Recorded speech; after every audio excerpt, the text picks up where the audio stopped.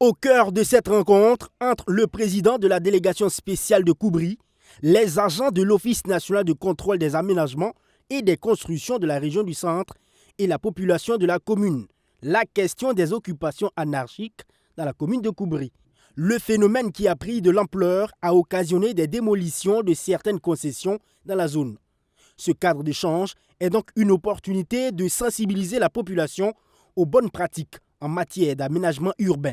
Nous avons voulu cette rencontre d'information et de sensibilisation à l'endroit des populations, particulièrement des forces vives de la commune de Koubri, pour les appeler à prendre les dispositions nécessaires pour désormais se dresser contre tout ce qui est aménagement illicite, tout ce qui est morcellement illicite de terrain dans la commune, non seulement dans le sens de contribuer à empêcher ces activités illicites, mais aussi d'appeler et d'éveiller les consciences des populations pour qu'elles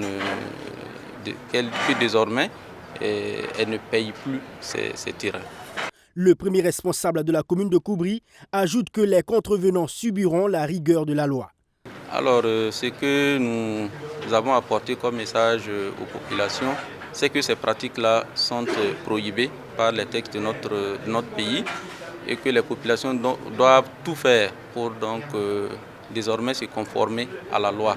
Et tout contrevenant se verra tout simplement appliquer la rigueur de la loi, notamment la démolition des installations anarchiques et le déterrement des bornes anarchiquement installées dans les terrains ou sinon aussi les terrains morcelés par les personnes qui se réclament promoteurs immobiliers. Ce dialogue direct a aussi permis aux principaux concernés d'exprimer leurs différentes préoccupations en lien avec les délais d'obtention des permis, la transparence des processus et les alternatives pour les personnes en situation d'illégalité. À Koubri, il y a eu beaucoup de démolitions. Il y avait beaucoup de personnes qui y vivaient et ils ont tout détruit sans préavis. Nous souhaitons qu'il y ait un peu d'indulgence pour que tout s'arrange.